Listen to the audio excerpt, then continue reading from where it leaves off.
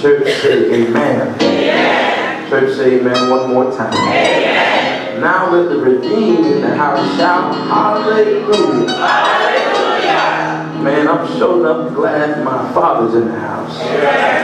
Because he's the one that always says hallelujah is not for everybody. Yeah. Hallelujah is only for those who've been down and God's picked you back up again. Only for those who've been sick and God healed your body. Am I right about it? It's only for those who've been in trouble and God brought you out of trouble. I just want to know who qualifies tonight. Let the church say amen.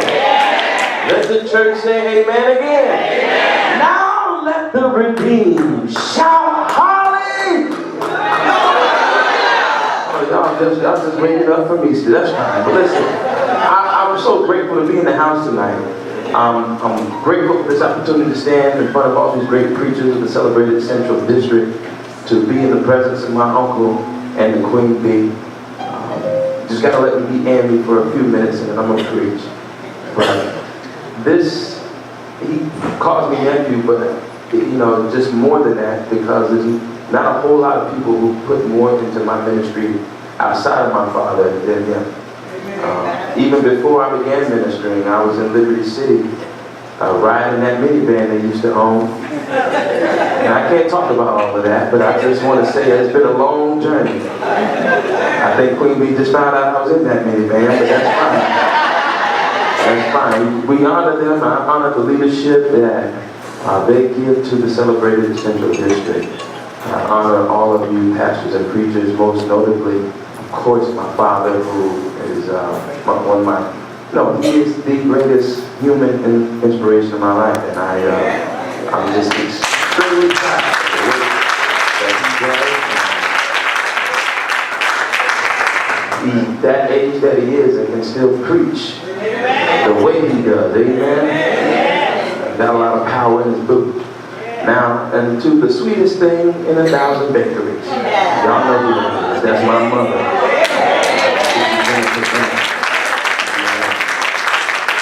Introduced me and told me I came home to get close to Mama. I want to get close to Mama, sure, but my wife is also down here. And I had to get close to my baby too. And she's not here tonight, but I bring greetings on her behalf and from my boys, London and Henry IV. I can preach tonight because I got good company. I love all y'all in the celebrated Central, but the Noble North is in the house. In the person of the Bunch family, Sister Arby Bankhead and Sister Monica McCoy. Those are my great traveling members. Drove an hour and some change to be here tonight. Will y'all give them a hand?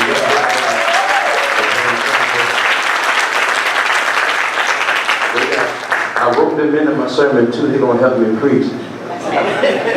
So I said, there ain't no chapel. I heard it. I told you in the sermon. I told you in the sermon.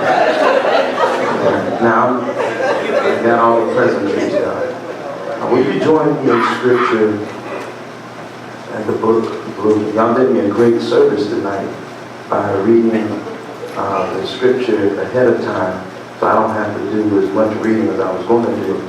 But just meet me in Luke, the 19th chapter. Yeah. Thank you, sound team and media team.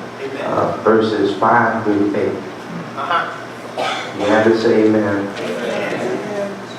Still looking and say, hold on. Oh, okay. I got the Bible study veterans in here.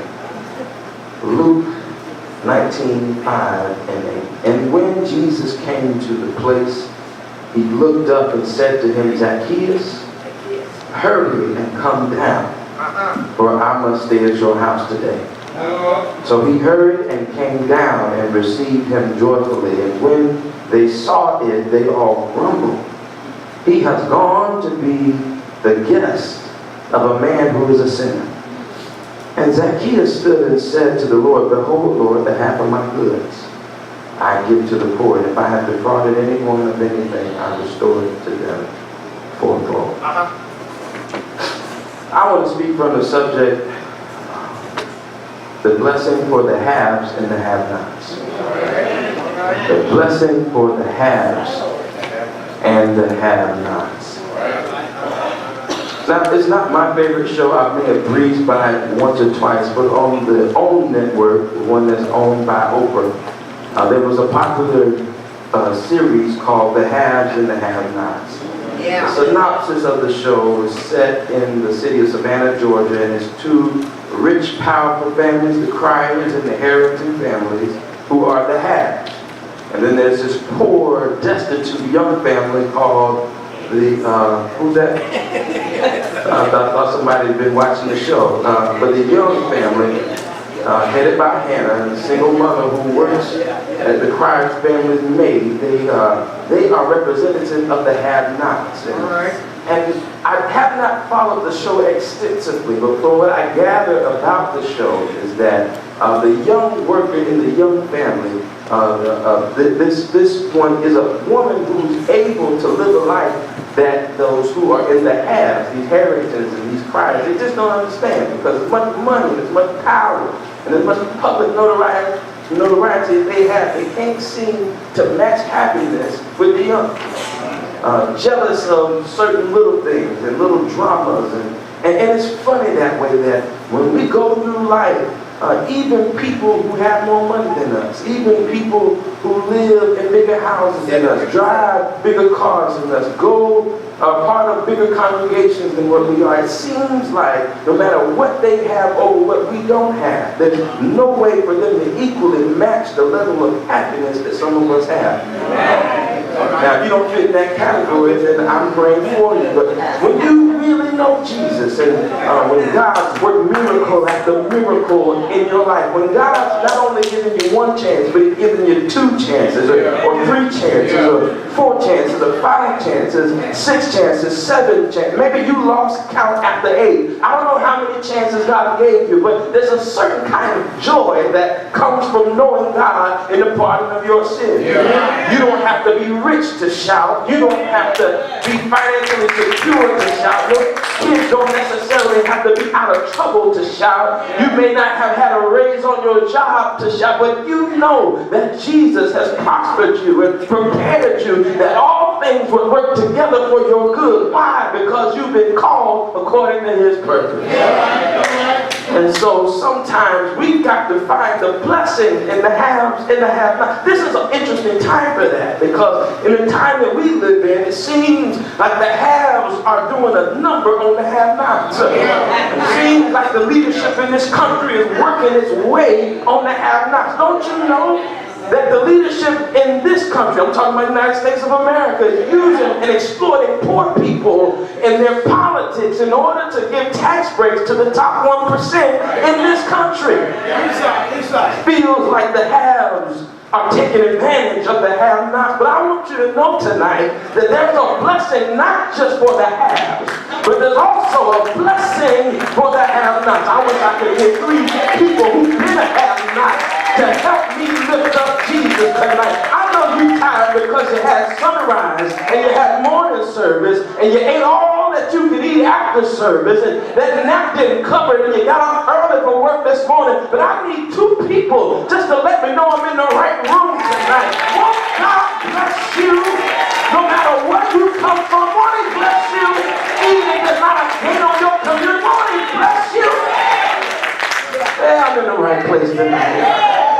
Listen, I can't start in the text that I left off on, because that's Luke 5 and 8, and that's what I'm closing with. That's in the 4th quarter of the sermon. But in the 1st quarter in the sermon, there's this interesting thing that happens in Luke 18. All right. In Luke the 18th chapter, which we previously read, there was something strange that happened to a blind man. There was a blind man in the text who found out that Jesus was heading down the road. And naturally, in his physical ability, he was limited because he could not see. But because his ears were working, he heard a commotion in the streets, and he presumed that Jesus must be close by. And this blind man, who's not able to see and does not have the power of his vision, has enough sight to know that Jesus is on the way. Now, I said that he had sight, but really I'm telling a story because in the text it says he cannot see. So how do you know that Jesus is around when your eyes are not working? Well, it's important to have sight, but church goers, can I tell you what's more important? What's more important is insight. I wish I had somebody to help me reach you. You can have all the sight in the world and miss everything. But if you have insight, then you know when there's something special about to happen. When you have insight, you know when you are in the midst, in the presence of greatness. Sight is good, but sight will have you looking for the wrong thing. Sight will have you looking for the easy way out. Sight will have you looking to get rich quick. Sight will have you trying to skip the line and go ahead of people to get what you want. But when you got insight, insight will tell you that they that wait upon the Lord shall renew their strength. They'll mount up with wings like an eagle. They'll walk and not get weary. They'll run and not faint. You got to have some insight. And the man in the text, the blind man in the text, he didn't fail. He had insight. And his insight told him that Jesus was nearby. And when he found out that Jesus was nearby, he raised his voice in order to get Jesus' attention. He wasn't trying to be cute about it because he was in a desperate situation and he knew that Jesus could answer and heal that circumstance. So he raises his voice, hoping that he could get Jesus' attention. But you know what happened? I'm going to tell you what happened. In this text, there was some church folks nearby. I don't know what kind of church they went to because we had an AME meeting. We'll just say it was on another denomination. But whatever the case may be, church folks were nearby and they told him to hush. He was making too much noise. But while those people told him to be quiet, you know what his insight told him to do? His insight told him to get louder. And he continued to raise his voice. Insight says that even when people have a problem with the way we worship, I'm not going to be worried about people because people don't have a heaven and they don't have nowhere else to put me in. So instead of listening to people, I'm going to listen to the inside and raise my voice, and hopefully I can get Jesus' attention. I wish I had some people in here that needed to get Jesus' attention tonight.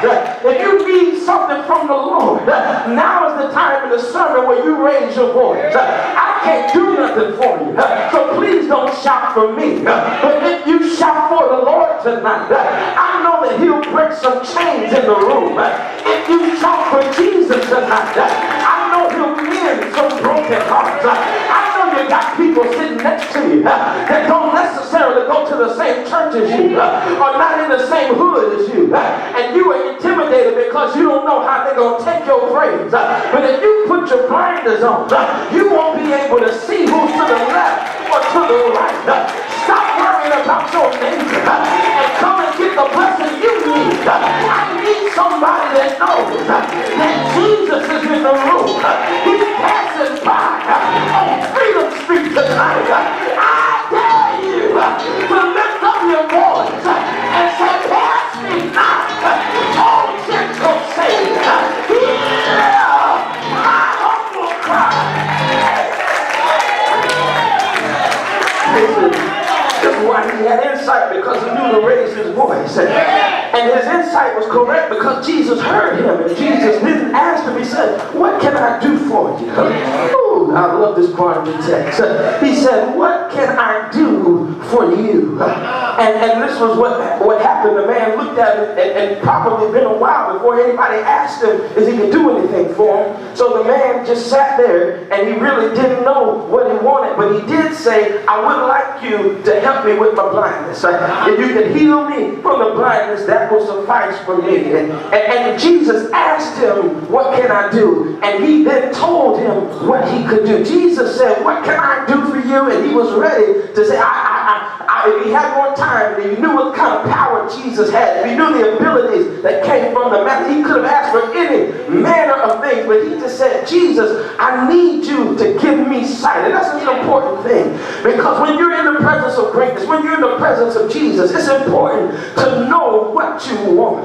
Too many people are in rooms with greatness and they can't verbalize or articulate what they want from God. I gotta tell you a quick story, and I hope it don't bother nobody that I'm telling it, but when I went to get my first appointment, not my first church, but my first appointment, I took a trip to Montgomery, Alabama, and I went to go meet with the man who was going to give me my first church, but I really didn't know what I wanted. And so when the man sat me down in his office, he said, what can I do for you? And I said, well, I just want to pastor a church. And he said, well, yeah. He said, yeah, but I know that you want to pastor church. I sent you to come see me about church. But he said, what can I do for you? I said, I don't know, Bishop. I just want to pastor a church. He said, well, okay, I got a church for you. And he sent me down Highway 82, and I pulled up to the church, and because I didn't know what I wanted, I got the church that the bishop wanted for me. And it was a good church. It was the best church in that section of the city. It was actually the #1 church in town. The issue that I had was that the town wasn't that big, y'all.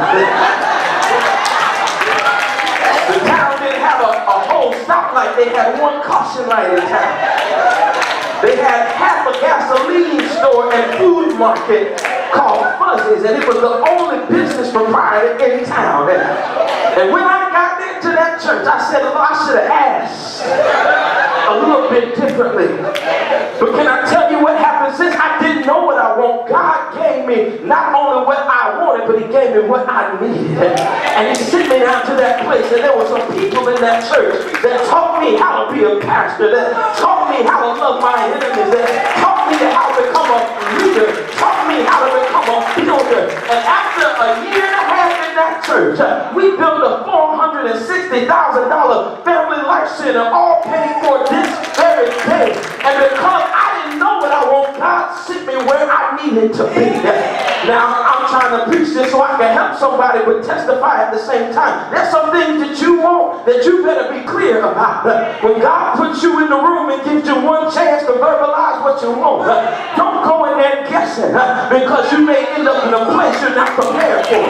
But when you know what you want, then you go to God with confidence knowing that he is able to answer the desires of your heart. Y'all don't like that type of preacher, but that's what the beggar did. He asked Jesus, he said to Jesus, he said, I want you to give me my sight. What would you have me do? Said Jesus, I want you to give me my sight. And he gave him his sight, and this is something that'll mess you up now, because this ain't in the Bible, but we've been teaching a whole lot of mess in church that ain't true. One of the things someone told me in church one time, I wish they was here. I'll tell them they were wrong right now, but I'm not petty like that. But one time I was on a YPD meeting and somebody told me beggars can't be choosers. But watch how this scripture just put that on his ear, because this was a beggar. And Jesus asked him, what do you want? I had somebody that caught that in the middle of the air right there. See, you so worried about being a beggar because you've been in a situation, in a predicament so long, all you can do is beg. And people have been telling you, baby, beggars can't be choosers. But for so all along, every time you try to ask for what you want, trying to get what you beggars can't be. But Jesus said, no, that's not true, because if you come to me, you can ask what you will, and it shall be given unto you. I'm so glad that Jesus allows some of us beggars every now and then the opportunity to be specific with him about what we want. I know I don't deserve everything, but God, I need a financial blessing. And if you can't do it for nobody else, just do it for me. God, I need an emotional blessing because I'm close to the edge. I'm trying not to lose my head. It's like a chuckle sometimes. It makes me wonder how I keep from going under. I've got to be specific with God sometimes. But I'm so glad that the text says I ain't got to beg. But Jesus will come and say, child, what do you want? He's faithful to answer. He's faithful to give us the desires of our heart. And just like that, Jesus healed him. The man had sight, and God turned the situation around, and he went to shouting and celebrating. And from that point on, he was following Jesus. From this point on, he's following Jesus. Now he was once a beggar on the side of the street, but now wherever Jesus goes, he goes. At this point in the scripture, he's on the outskirts of Jericho. Watch me work in the 18th chapter. He's on the outskirts of Jericho. But in the 19th chapter, he comes inside the city of Jericho. And when he gets inside the city of Jericho, he runs into a man man in the 19th chapter and the 5th verse by the name of Zacchaeus, who is standing in a tree. And I've just got to assume that blind man that can see is still tailing and still following Jesus. It's not that long a walk from the outskirts to in the middle of the town. And while he's following Jesus, there's a rich man who climbs into a tree. Now he's short of stature. He got a job that makes him unpopular. But he's not getting in the tree because he's athletic. He's getting in the tree because as Jesus passes through town, there are lepers out there. And there are poor people out there. There are hoodlums, gangbangers, drug dealers, and thieves out there on the road following Jesus. So he don't want to be mixed in with that crowd. So can't you see this little miserly, weak, pathetic version of a man that's been climbing, got splinters all in his fingernails, trying to climb up into that tree, got sweat on his brow because he's been working his leg up around the sycamore in the tree, trying to get on a branch high enough that he could see Jesus from his own particular vantage point. That's the danger of being too sanctified. Sometimes we get in the trees so we can see Jesus from our own particular vantage point. Some of us don't want to see Jesus from behind the steering wheel of a Honda Civic, but we'll look at him behind the wheel of a Mercedes Benz. Some of us like to climb in the trees to see Jesus from our own point of view. We won't look at Jesus out there in the street when we need somebody outside to work a miracle on behalf of the Lord. But if you can get Jesus inside the air conditioning room, I don't hear nobody. We'll gladly sit all day and wait for Jesus to show up. Zacchaeus climbed inside of the tree and was calling out to Jesus. And when Jesus came by, he said, Zacchaeus, get down.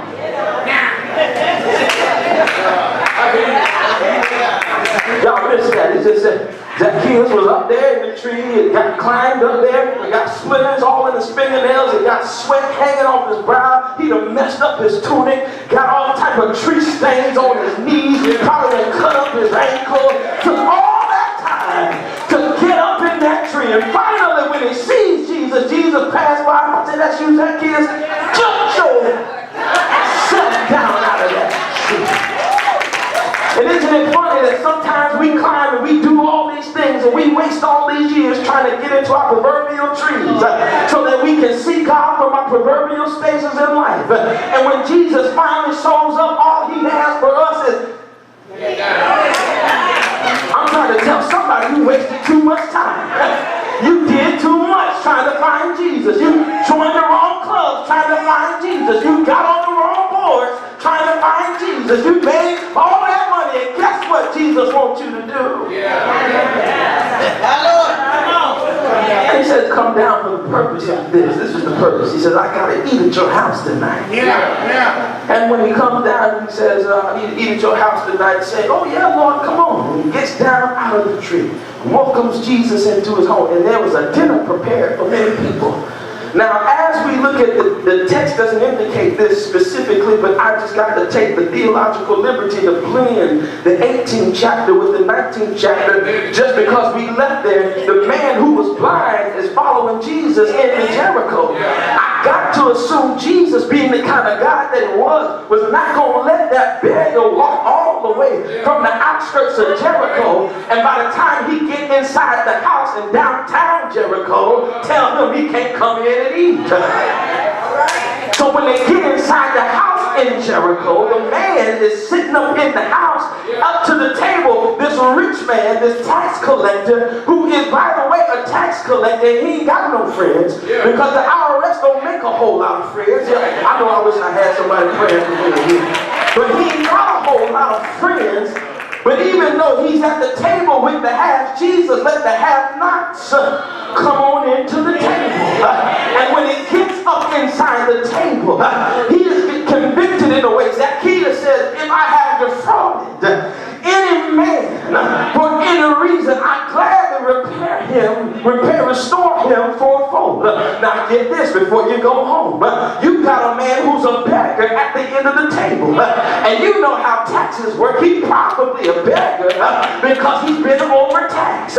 He's probably poor because he can't pay back salary. He's probably poor because he got too much of his money going out and not enough of his money coming in. But despite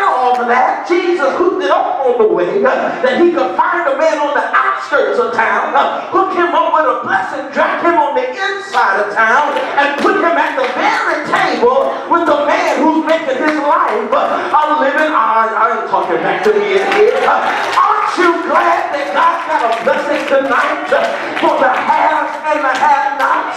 You had doors locked in your face, but won't Jesus open every door?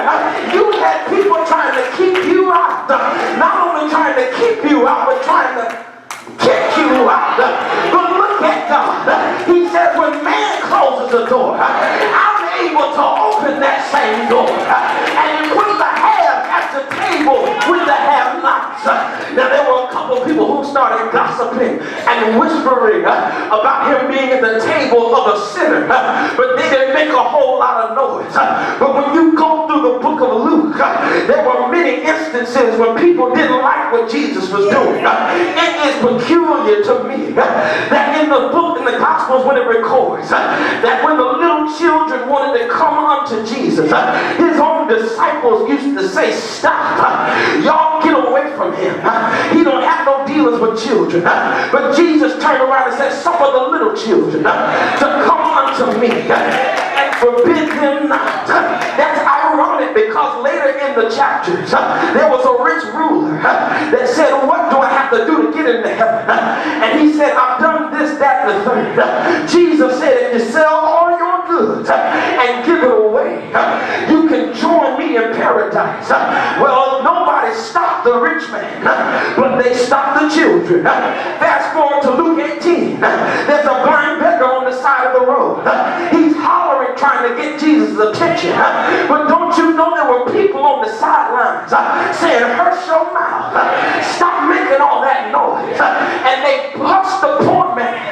But when Zacchaeus was told to come down at the tree, they only text message and gossip. It's funny what happens amongst church folks, because church folks always talking about being oppressed. Church folks always talking about being discriminated on. Time a black boy get killed in the street, you say he was racially profiled. But when it comes down to church folks, they start sizing folks up, looking folks up and down. And when children want to come to them, they say, no, y'all hush your mouth. But if the rich man wants 5 minutes of his time, y'all say, come on in, rich man. Leave some money behind before you leave. When the blind beggar want to come inside the church and get a blessing from the Lord, they say, hush your mouth. It don't take all of that. But when Zacchaeus want to come and get down on a sycamore tree, they say, Zacchaeus, you all right with me? I'm sick of y'all religious people, religiously profiling folks, looking at people based on their Greek organization, looking at people based on their bank account, looking at people by the clothes that they wear and the hair that they got. Half of that's a wig anyway. But why y'all judging folks? Understand, Jesus could have religiously profiled us. He could have looked at us in our wickedness. He could have looked at us in our righteousness. He could have saw us in our wretchedness and declared that we were not worthy. But if I got somebody that knows better, you know that he looked beyond your faults and saw every one of your needs. And because he did that, you got access to the tree of life. I'm about ready to close here. We in the fourth quarter of the sermon, but I need somebody to help me, because you understand what it is to be a part of the have-nots. You understand what it is to be blessed when folks hating on you. You know what it is to wait on God and wonder if he's going to show up. And just like that beggar, you know that God will take care of his children. It may happen not when you want it to happen, but God manages always to come on time. Do I have a witness in here? God said it's time to put down your country clubs. It's time to stop being bougie and sedity. But in this revival season, after the Savior just went up, and after he saved the whole world, it's your time to put in some work. Do I have that's ready to work for the Lord. A lot of folks won't do no work because work is hard. Work makes you cry sometimes. Work gets you talked about. Work gets you spitefully used. But if you work for the Lord, the prophetic message is that God will, He'll take care of you. Do I have a witness in here? Do I have somebody that can testify and say, preacher, you can't tell me about who God is because I know too much about Him. I wish I had somebody here that had the Lord show up before the bills got paid. I had somebody here that showed up before human resources called you back. I wish I had somebody here when the Lord showed up before the doctor checked the charts. If you're in the house today, I need you to raise your voice. I need you to bless the Lord because He's in the room today. And while He's in the room, He's got a blessing for the hands, but He's also got a blessing for the have-nots. I heard that He came and was born in a manger. He came and He slept outside. He was on the run for the have-nots. He wanted poor folks and rich folks to know they had access. That's why He stopped through 40 and 2 generations. Why He slept amongst the beggars. Why He brought a pulpit to preach in. That's why He stopped by the deaf and unstopped their ears. That's why He checked on the blind and He gave them sight. That's why He stopped by the graveyard and raised up the dead. Because my God had a blessing for the haves and the have-nots. Do I have somebody that knows that this poor fella ended up one Friday on his way to Golgotha carrying a cross that was heavier than him? They whipped him and they beat him. They lied on him and they talked about him. But he still continued to die for a sinner like me. It wasn't a quick death because I heard that it took all night Friday and it took all day Saturday. But early on Sunday morning, He got up with all power in His name. Do you know who I'm talking about? His name is Jesus. There's power in the name. I dare you to call Him. I dare you to call Him. Lots of miracles happen when you call His name. His name is Jesus, the Ancient of Days, Adam's Redeemer, Abel's Vindicator, Noah's Ark, Abraham's sacrifice, Moses' bush on fire, Joshua's battle axe, Gideon's fleece, Samson's power, David's music, Jeremiah's balm in Gilead, Ezekiel's wheel in the middle of the wheel, Job's horse pawing in the valley, Matthew's king,